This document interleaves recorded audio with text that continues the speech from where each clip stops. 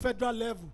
We will involve the private sector, acquire government infrastructure, or after doing the asset mapping, they acquire it, they build, operate, and return. For a number of years, we've seen it with the Lekki toll gate and different assets we have in Lagos State. We can replicate this, and of course, we can boost our tourist attraction. We have the Obutukadu Ranch. We can see it's reducing. And Asiwaju Bola Ahmed Tinubu, with a visionary leadership, will definitely revive our tourist attraction. We talked about the falls we have here in the north, the Ikogosi we have in my own hometown in Ekiti. All this will be critically looked into, and of course, infrastructure development, roads, which we are, of course, massively investing in, hotels, security, architecture, all these things will help the tourism industry to boost. Thank you. Right of rebuttal, Can I ask please. a question, please? Right of rebuttal, please. I'll first give that right to the Labour Party candidates. Thank you, my brother from the APC. You have spoken very well about the plan for Asiwaju for tourism. But one would ask, Asiwaju belongs to the APC, and it is interesting that you're not using the successes of the APC in the last 8 years to also buttress your point. If Asiwaju has promised to continue from where Buhari stopped, and Buhari obviously has been a catastrophic failure in tourism, how then can we believe, since you are continuing on the programs of Buhari, that any of these ideas you have will come to fruition? I would like to immediately follow that on so that he can answer both at the same time. By all means. For several years, at least 6 years in a row, Lagos State has been ranked by global authorities and agencies as the second worst city to live in. For several years. You can therefore, how is it possible to come back and tell us about the tourism potentials of Lagos? One. And two, very quickly, he keeps repeating this moniker, Follow Who Know Road, as some sort of ability to identify a roadmap. That phrase was first patented by the Bukola Saraki campaign organization in 2019 during his attempt to run for the office of president. And so if you are stealing something as simple as a moniker, as a slogan, why should anybody believe in the originality of your ideas?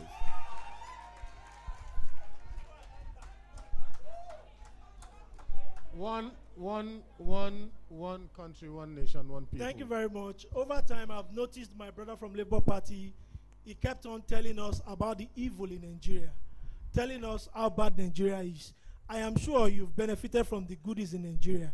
So I think you need to reduce how you paint Nigeria. That Nigeria is not that bad. So with that being said, back to my brother Onoja. You see, like I said, there are some facts that you can't contend with. We all saw it, and of course, you can always use your Google to confirm the fact about the tourism destination in Lagos in December. So, like I said, this same ideology will be transmitted. Please, let me get your second question, Ebir. The second one was more a call to order than it was a question. Okay. If you're stealing campaign slogans and monikers, why should anybody believe in the originality of your ideas?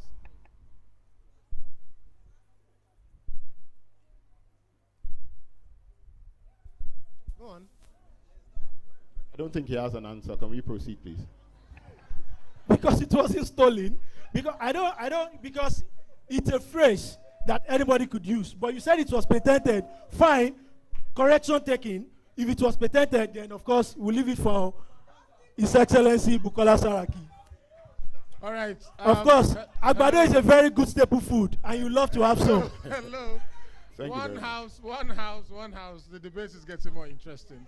And last question on economy.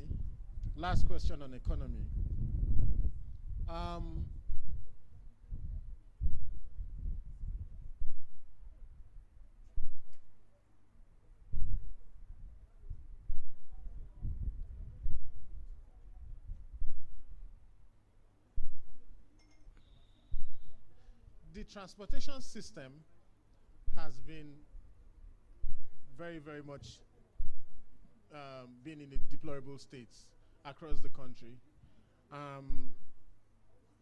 We have seen attempts by previous governments, from the Goodluck Jonathan administration to this administration, try to improve the rail system to help the transportation system.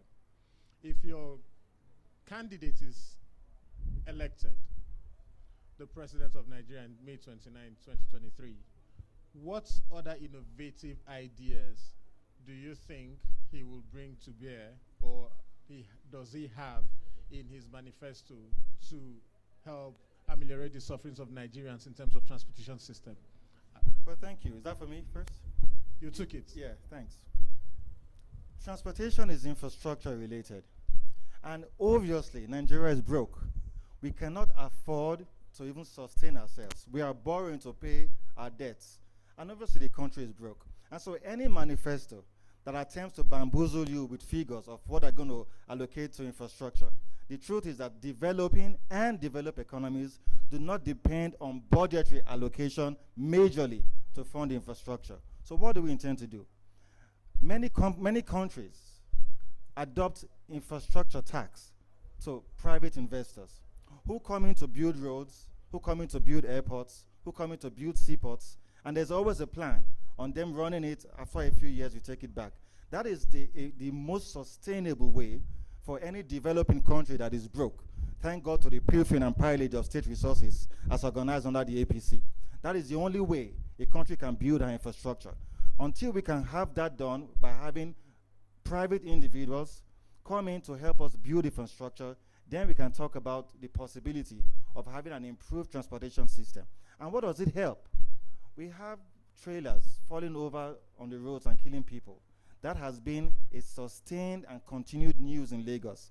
And I'm amazed how our man, who is the godfather of Lagos, has been able to sustain the killing of people regularly on these roads because of poor infrastructure. So what's the plan?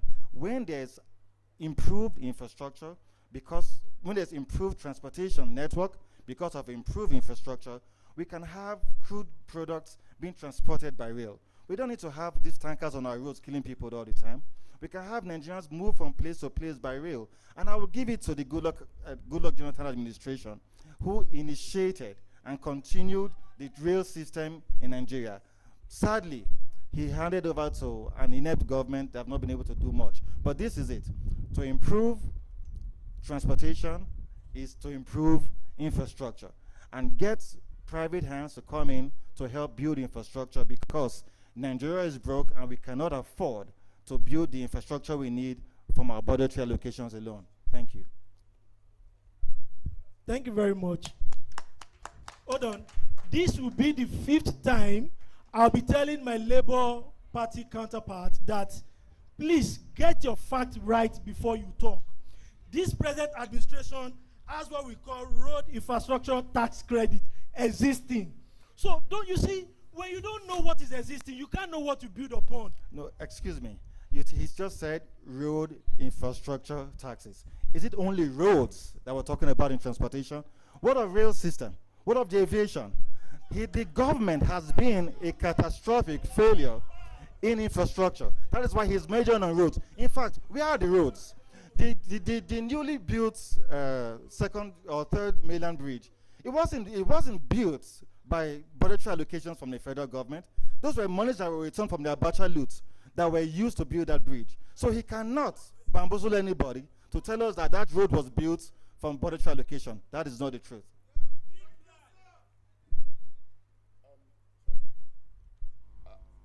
Who next to answer the question?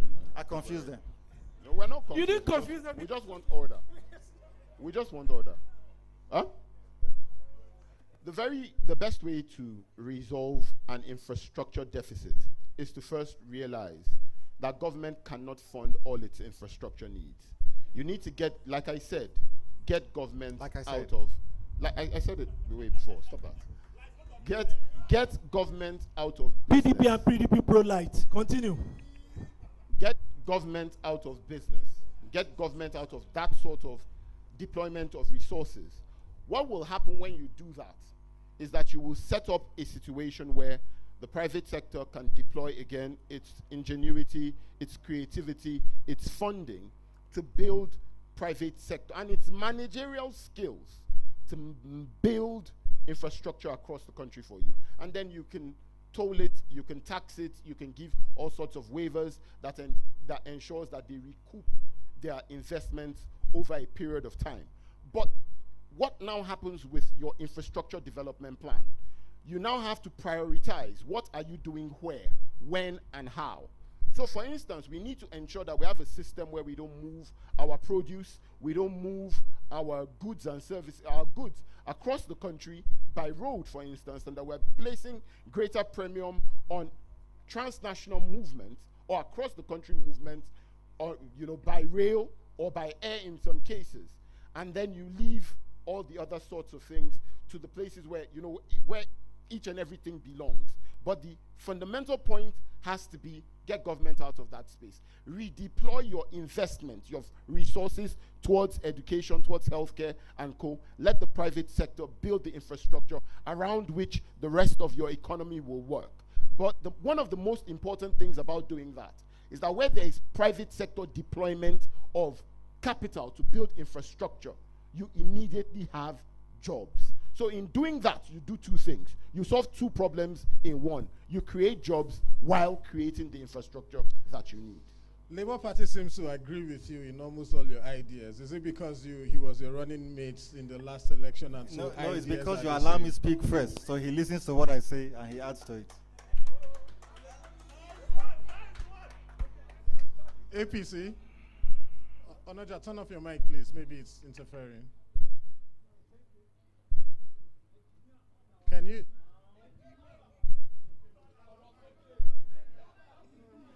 You can lick the mic. Hello. Yeah, thank you. All right, thank you.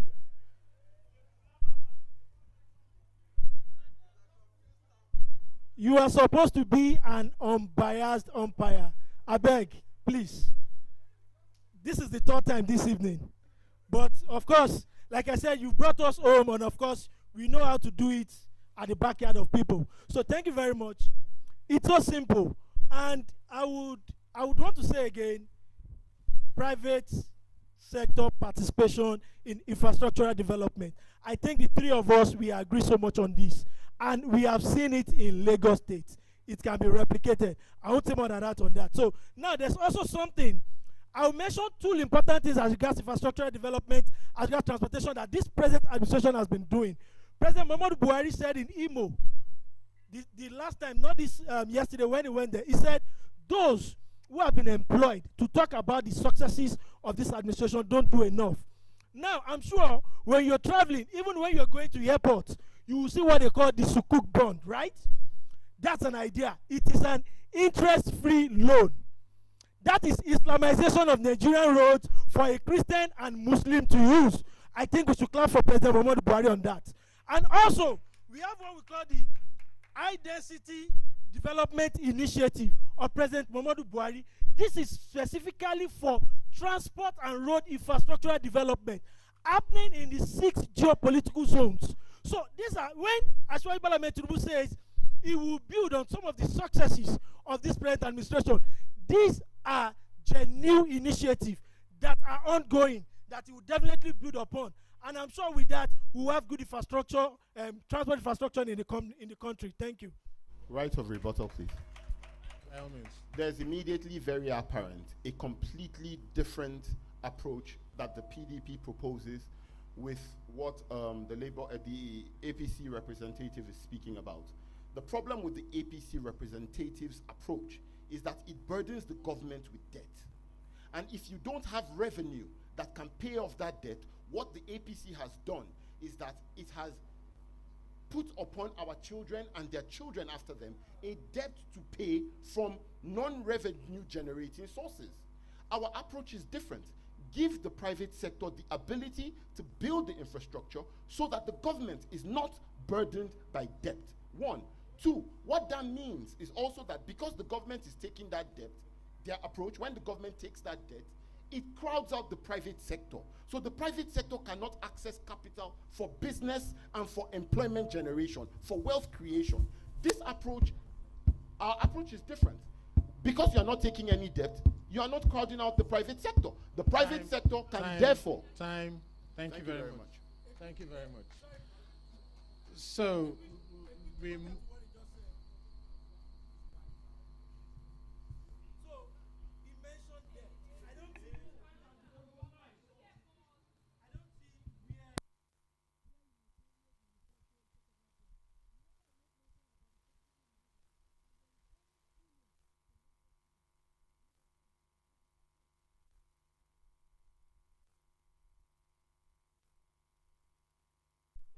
You said Sukuk bond.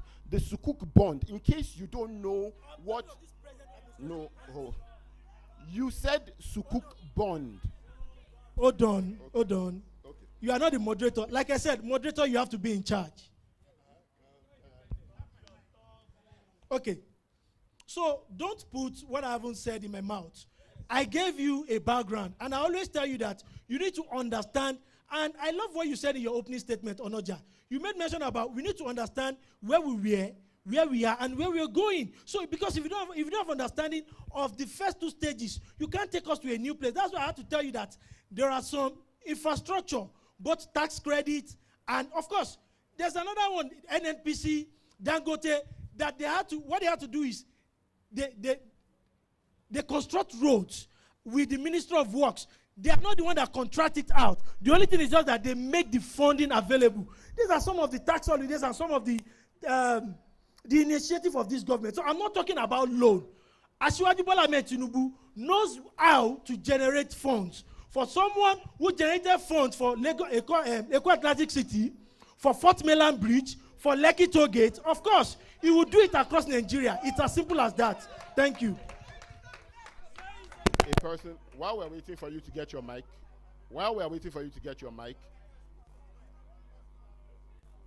anybody that doesn't know that a bond is a debt, I don't know that the person should be speaking about it. Okay, yeah.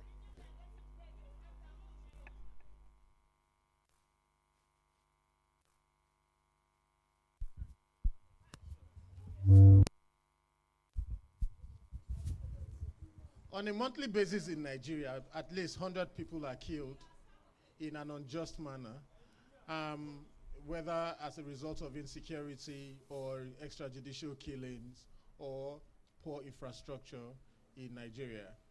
The PDP candidate improving security. So are you speaking security as a whole? Insecurity. All right. First things first. There's a 5-step plan. Improving the security situation in Nigeria. There's a 5-step plan to improving Nigeria's security situation. 1, our security forces are simply insufficient. We don't have enough boots on ground. So in the short term, the first step is to increase the number of men and women, gallant men and women in our security forces, the Army, the Navy, the Air Force, whatever agency of security it is. Sure. We need to improve simply the number of men and women in our security agencies. Number 2, improve interagency cohesion and participation. We have this current situation where the Air Force hides information from the Army doesn't collaborate with the Navy, the DSS doesn't collaborate with everybody, and all that leads to a failure of the security architecture. You have to improve interagency cohesion.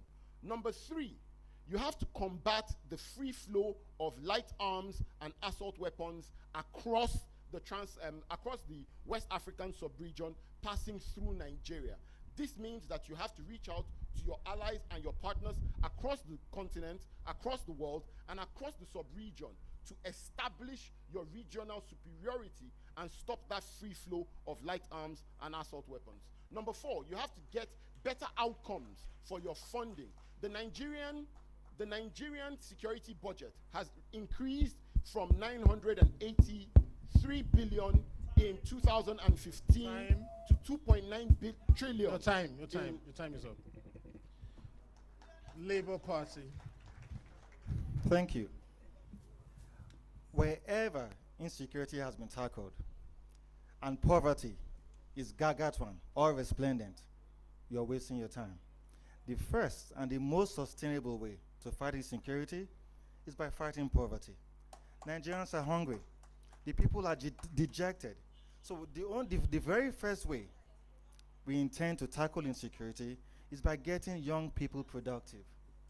When young people are productive, they are preoccupied with activities to fend for themselves. The propensity then for insecurity or to commit crime is reduced. That is why my candidate talks about moving our country from consumption to production. And allow me explain. There's nothing wrong with consumption. But what do we consume? That's where the problem is. Do we consume what we import, or do we consume what we produce? If we are a country focused on producing what we consume, then we'll have young people gainfully employed. And when the people are employed, there will be less crime. That's one. As much as we appreciate the need to equip the police, as much as we appreciate the need to increase our security forces, there's also a need to get rid of the bad eggs. There's no point hiring thousands more of policemen when there are thousands of policemen in the force who are not supposed to be there. So the first thing, reduce or eliminate the officers that shouldn't be in uniform, even as you hire a little bit more. And two, the focus also has to be on improving the remuneration of police officers. Nigerian police officers are one of the least paid in the world. And no matter how much we cry of insecurity, if a man knows that at the end of the day he cannot feed his family, the ability for him to take his weapons to go fight crime is limited because he's bothered about his life. We must improve the remuneration of police officers. There also must be a synergy between the civilians and the military. When we're having to fight corruption fight insecurity in a multifaceted system, the people and the security agency must be ready. Time up. APC.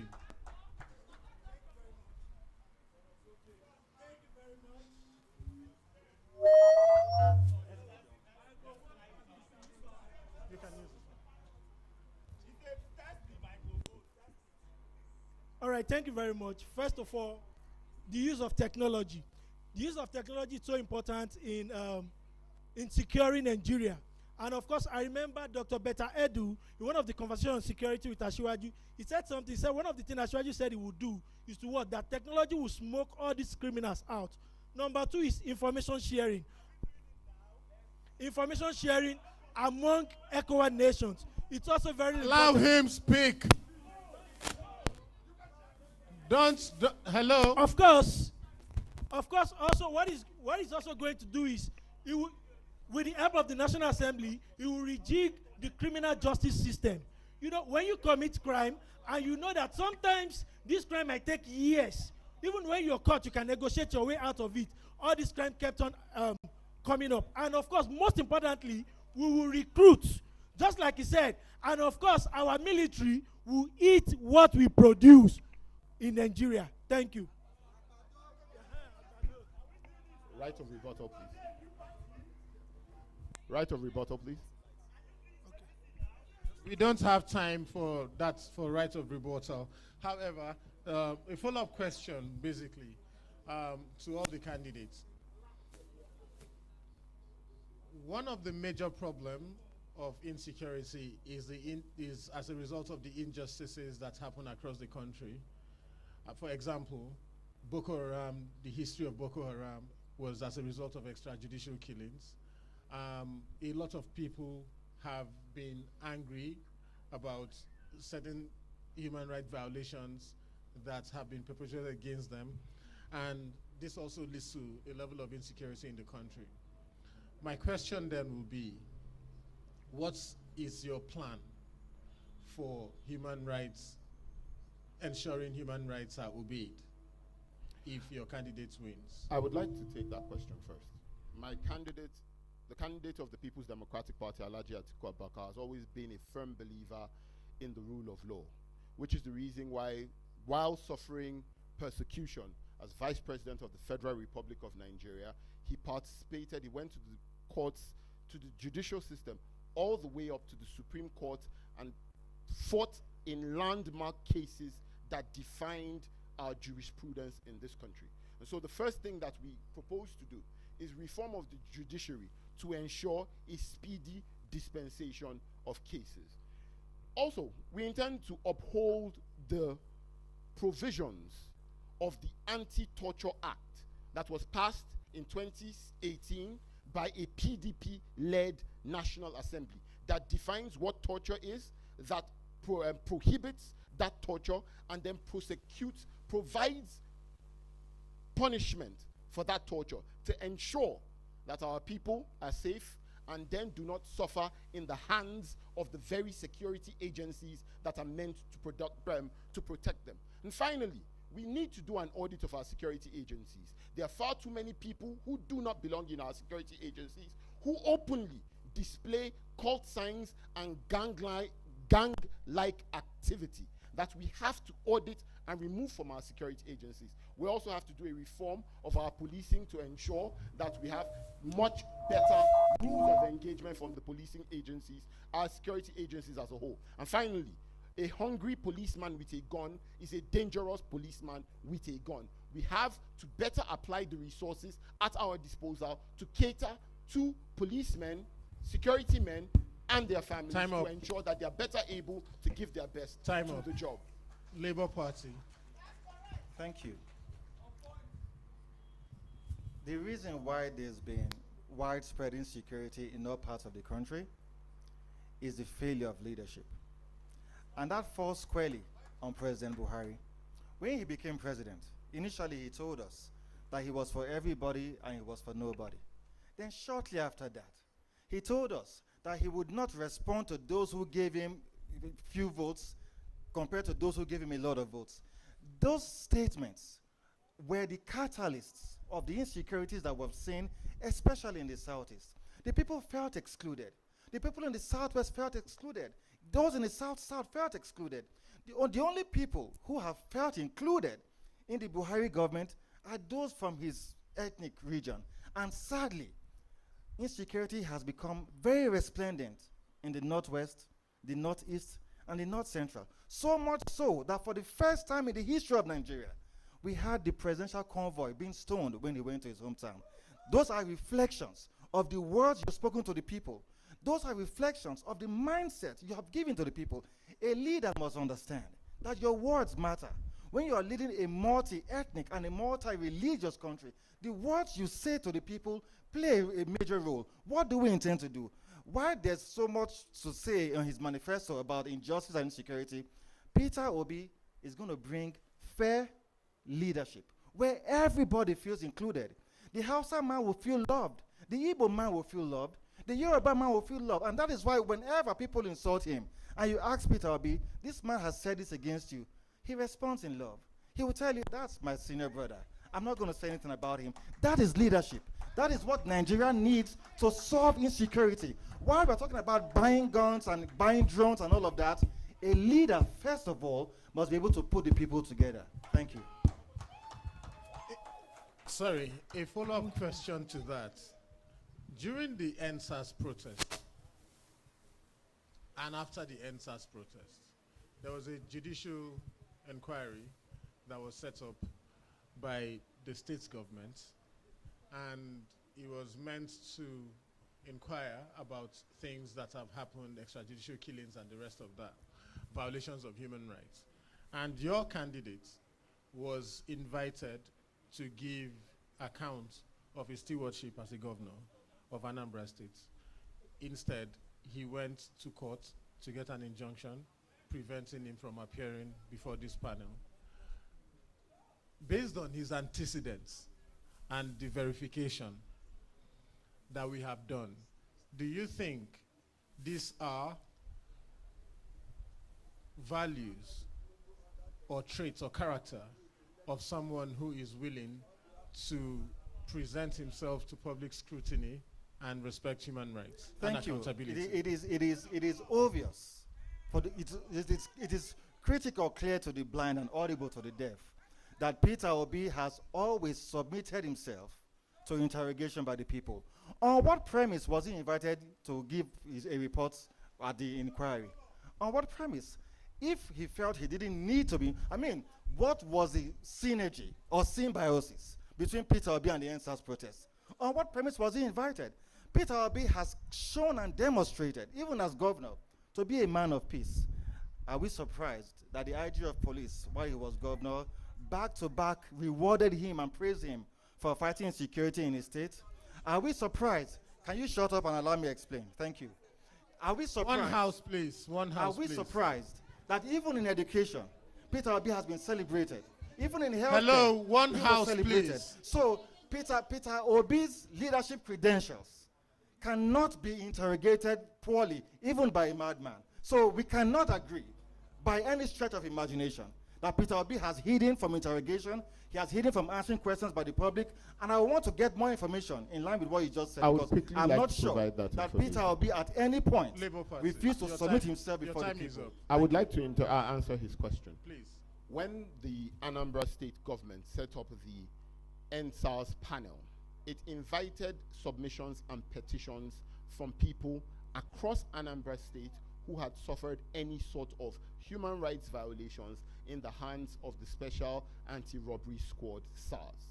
Now, several petitions exceeding 100 were sent to the Anambra State SARS panel, where they raised questions about the operations of SARS located at Akuzu in Anambra State and their history of human rights violations during Mr. Peter Obi's tenure as governor of the state. He, rather than submit himself to interrogation in the manner in which you so eloquently speak, ran to court to get an injunction from the court to act as a shield, as a result of which the questions of people in Anambra State are still unanswered to this day. At what point are you going to get off this soapbox? Thank you very much, Onoja. I think I owe you a bottle of granite for this. You should not mention leadership and Peter Obi in the same sentence with what just transpired. Thank you very much. Let me just take the question. We need to, I mentioned earlier that the criminal justice system needs to work on. So because these are what gives our military officers, either police, the military officers, leeway to do whatever they like. And of course, the doctrine and practice of engagement needs to be rejigged. With that, it will help to cause the excesses of this either police officer or military officer to curb human rights violation in our country. Thank you. Can I respond briefly to what he said? He said you can't mention Peter Obi's name and leadership. Let's ask him, the man who he speaks on behalf of, has Tinubu been bold enough? Has it had the courage in his balls to submit himself before the Nigerian people to be interrogated? Madam, can you allow me? Has he had the courage to answer questions bordering Lagos State? He has been accused of sustaining the pilfering and pillage of state resources while he was governor of Lagos State. That is a man who has destroyed democracy in Lagos State. That is a man whose son controls billboards posted across the state. That is a man whose daughter controls all market women in the state. Is that the kind of failure we want to transport from Lagos State to the national level? And he's talking about leadership? When we talk about leadership, Bola Ahmed Tinubu, his surrogate should be quiet and should listen to Peter Obi.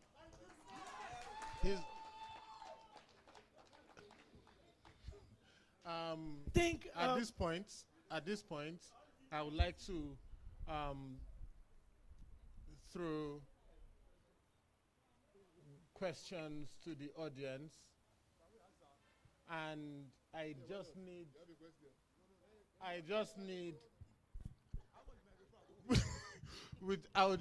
one question from a PDP person, one question from an APC, one question from one question from Labour Party, and then we'll come back to education and healthcare, then we wrap up.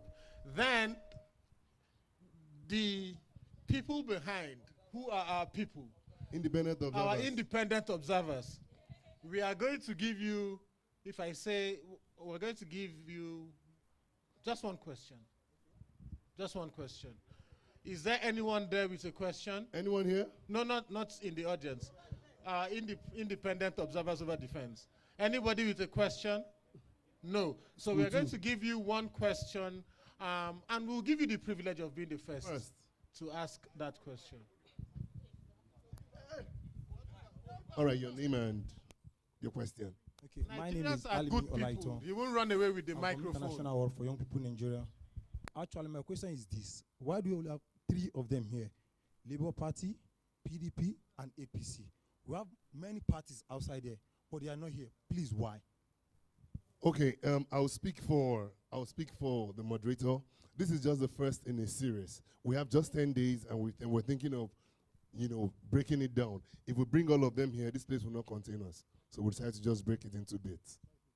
A minute. Yeah, we know. But at least, if I'm not making a mistake, we have like maybe 50 of them. We're having 10 days already. 3 times 10. You have 18 presidential candidates. There are 18 presidential candidates. Okay, please, times 6. 3 times 8. 3 times 10. No, yeah. Okay, so today would have been 5, but we had some logistics issues in conducting some of the other parties. But don't worry, your concerns will be addressed in subsequent series. And I hope you'll be here too. Please, sir, I'm sorry. No, let's allow him. He's standing over the fence. I'm sorry to say this, please. If I may offend anybody here, I'm sorry, please. Actually, I've been hearing many things, conversation about this debate. But I've been hearing some kind of wars. And I peek into the wars and say, you learn from what somebody said. Like the PDP always said debt. I can only remember, I've been young, and yet I've been holding debt. Fine on it. And I can only remember this. They said, Labour Party is not the best party. Yeah, it's right.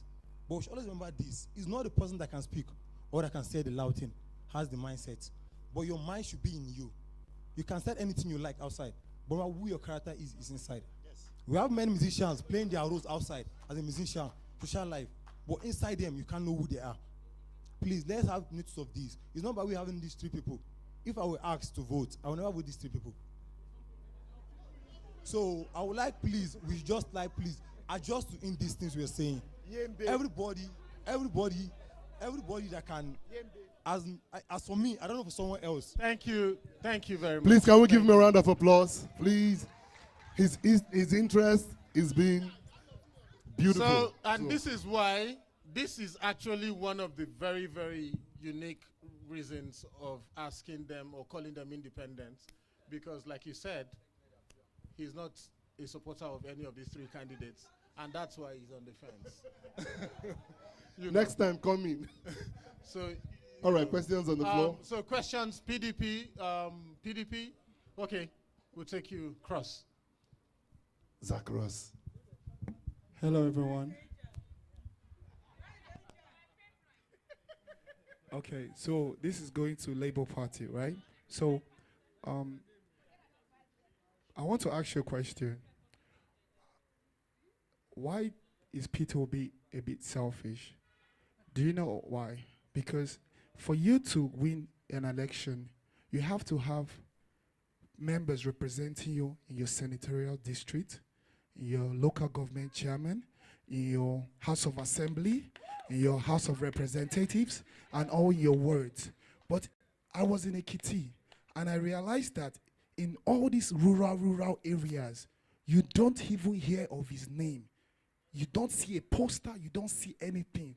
So why is he being selfish when you know that he cannot win this election, but yet he's coming to deceive us Nigerians? When you know that out of every of the candidates, you don't have the numbers to win. So why is he doing that? Explain to me. I want to know how. Thank you for the question. Well, your question has simply given you away. Can we have all the questions? No, let me answer straight ahead. No, let's have all the questions. No, I will forget. He's one house. No, he's a professional politician. Answer. And so he has no idea. He's immunized from what's happening in Nigeria today. He has consecrated himself to the pigeonhole of the PDP, and he doesn't know the consciousness of the Nigerian people. How can it be that today someone is telling us because he went to a village in Ekiti and he didn't see posters on the wall, that means Peter Obi is not present there? Are there posters in the streets of Abuja? We don't have posters on billboards. Our posters are in the minds of the people. The Nigerians who have suffered, the Nigerians who are oppressed, the Nigerians who are subjected to poverty. That's where our posters are. It will be childish, if you allow me, for anybody to make such a submission that Peter Obi is selfish. Do you know why we're selfish? Because we have not sustained the pilfering of state resources. Our opponents have been in government. Our opponents have stolen money, so they can afford to have TV jingles all through the day and billboards. But Peter Obi is speaking to the minds of the people. What does he intend to do? He doesn't want to just change the government. Time up. He wants to change the mind of the people. And that's where speaking to the hearts of the people comes to. Time up. Thank you very much. Right of Thank you. rebuttal, please. Right of rebuttal, please. Right of rebuttal, please. Yes. Right of rebuttal, please. Yes. 1 minute. To understand the structure of governance that we run in this country, you need to, it will lend credence to the question, to the reason why people reckon that there might be a little bit of that selfishness. There are 109 senatorial districts in the Federal Republic of Nigeria. Labour Party has candidates in only 80 of them. Only 80. There are 369 federal. Can I please? Silence, Can I please. please finish? Silence, Please, let him talk. You are eating into his time. There are 369 federal constituencies in the Federal Republic of Nigeria. Labour Party has only 210 candidates for these 369. Silence. If not, we'll dilute your cocktail. Please now, Yembe. Continue. Please now. My point being that already Mr. Peter Obi does not have the legislative superiority required to deliver the reforms that he promises the Nigerian people. Thank you very Now- much. Thank you very I much. get the Thank you very question. much. Let me answer. No, He has asked a question. No, he was No. he was right That was he a rebuttal. Right of rebuttal. He has asked a question that I need to respond to. This He is was it. right. The audience. Don't hold it. You can bring that in your closing. So can we have a question from the APC? APC. Yes. Introduce yourself and then your question. 1 minute, please. Opening remarker. Thank you very much. My name is Emmanuel Bassi. And before my question, I have few observations to mention. Why is... Are you APC or PDP? Yes, I am with All Progressive Congress, All right. APC. Thank you very much. Now, my first remark is, why is it that during this debate, the PDP representative's microphone is always tuned up when he wants to talk, and other candidates' microphones are tuned down? Number two, I need to call to correction the character of the Labour Party representatives. You looked at this entire crowd, not just youth, married men, mothers, wives, people that are fiancés to others, and you tell people to shut up. It is not done. You have poorly represented your candidate, and I think you are unfit for this debate. Now my question. Excuse me. Thank you very much. Question, please. Now my question. With the understanding, and my question is to the three candidates, with the understanding that globalization has caused explosion in knowledge, and social consciousness and awareness has risen the capacity of every Nigerian youth, every Nigerian citizen, and this asset, as it has been acquired, has to be integrated to effect national development. But to effect this national development, if you are with me, it is relying solely on the leadership opportunities given to the youth to occupy public offices. What is your candidate doing to ensure the representation, proper representation of youth in his administration in public office? Inclusion. Thank you. I'd like to take that question, please. Hold on Can I before you answer. Hold on before you answer. Please, can you increase the mics so that I won't be accused anymore? Even the APC candidate had to use his mic at some point, so you will not accuse us of being partial. I know we are the guests, but we are not partial at all. We're You not the agree with guests, me? we're the host. Sorry. You know I know we are the host, but you cannot accuse us of being partial or not warm to everybody. So please increase his mic, and if it doesn't work for any reason, hear me? Please, if your mic doesn't work for any reason, please use its own. I think it's Can I- Can I respond first, please? Mr. Thank you. First of all, I empathize with members of the APC because, to be honest, they are finding it very difficult in these trying times. So we must give them an applause for the courage to be bold enough to even speak to Nigerians. we hold the view that they should go on an apology spree, apologizing to Nigerians first for the failures that they've been, apologizing to Nigerians first before even coming to tell us to give them another opportunity to do what? I have no apologies for the words I have chosen to express myself. That's my view. That is my view, and I hold that very strongly.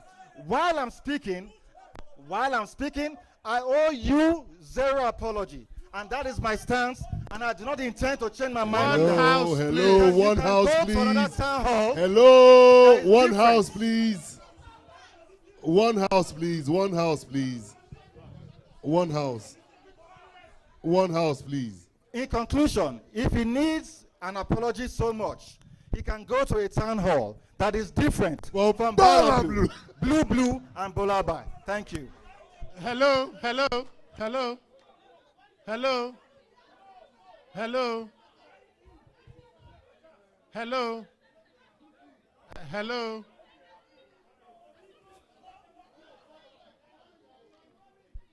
Hello, hello, hello, hello, one house, please.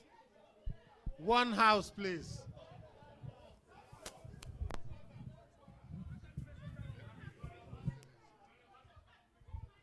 Hello. Hello, one house, please. One Please, house. can we go to the questions? Can we have the Labour Party representative to ask his question? Oh, they've not answered. For his question, Yes. I'll pass the question to somebody else. I'd like the opportunity to answer the question. Hold on. Go ahead, please. I'd like the opportunity to answer the question. Over the course of its time in power, over the course of its existence, the People's Democratic Party has always found a place for young people and women in particular, two demographics that have not always had the privileges of participation in politics at the highest possible level. The PDP has always taken these two demographics very seriously, and has over the course of its existence has over the course of its existence involved young people and women at the highest possible levels of governance. It is a commitment that our candidate takes so seriously that he has committed towards ensuring that at least 40% of official positions in his government will be given to young people and to women. Thank you very much. Labour Party, representative Labour Party. It should be APC. Okay, questions, right? Okay, so can I take the answer to that question as regards youth involvement? Yes. Okay. Okay, so this is so simple. Ashwaji Bola Ahmed Tinubu. Now, let me tell you, if you go and look at the age at which he started engaging Ambode, Fashola, Dele Alake, and the likes, the commissioners he worked with, they were less than 40 years of age when Ambode became the Accountant General of Lagos State. And of course, he said something. He's going to institute Youth Advisory Council. From day one, he's going to institute that. So youth will be adequately involved in Ashwaji Bola Ahmed's government. He has done it and he will continue to do it. Thank you very much. Can we have the Labour Party member to ask his question? Thank you. My name is Daniel Asazobo. Please, I have two questions to ask. The other day, Festus Kayamu, the APC presidential spokesperson, was accusing PDP presidential candidate Atiku Abubakar of looting while he was the vice president of Nigeria. Thank you very much for that. And Senator Dino Malaye, the PDP presidential spokesperson, was accusing Tinubu of looting Lagos State Treasury. The PDAPC, both of them were accusing each other, but they could not find anything on Peter Obi. That is one. Two, Jesus Christ, the Savior of the world. We have a record of his birth. We have a record when he was preaching, while he was 11, 12, and the rest of them. Even Muhammad, we have his record of his birth. I want to know the whereabouts of Tinubu from the age 1 to 12. That is my two questions. I'd like to immediately respond to the question about. Please proceed. I'd like to immediately respond to the accusation about the statement about an accusation leveled by the failed Minister of State for Labor, Barrister Festus Keyamo SAN. Over the course of, can we have one house, please? Oga, you asked the question. I'd like to answer you. Please, one house, please. You asked the question. I would like to answer you directly. Alhaji Atiku Abubakar has been, over the course of his political career since 1999, one of the most investigated politicians in this country. There has been no charge filed against him in any court of competent jurisdiction in this country on account of the simple fact that there has been no wrongdoing found against him by any prosecutorial body in this country. It is evidence. It is evidence of Mr. Festus Keyamo's failure to prosecute EFCC cases that we see when he quickly runs to hold a press conference about an issue where there is no substantiation. Constantly, in cases that Mr. Festus Keyamo prosecuted before our courts, there was always a conclusion by the judicial system. You have not provided a scintilla of evidence. In making that accusation, in repeating that watery, empty, limp-ticked accusation against our candidate, he only showed the reason why his failure has been self-evident over the course of his career as EFCC. APC, respond. Right to Okay, thank you very much. Even when Asiwaju Bola Ahmed Tinubu was the governor, when he was accused by CCT, Code of Conduct Bureau, he left Lagos. Even with his immunity, he subjected himself. Ever since he has left as governor, please, like I said, always come up with facts. There is no court of competent jurisdiction that has ever convicted him, that has called him to ask questions that he has not answered. So where are all these? You know, these are just beer parlor politics discussion. We need to get back to issue-based. Please, this is very simple. So, like you said, even people are like, always get yourself accosted with facts. He answered this same question even in Chatham House. You understand? And it has been answered over time. His age remained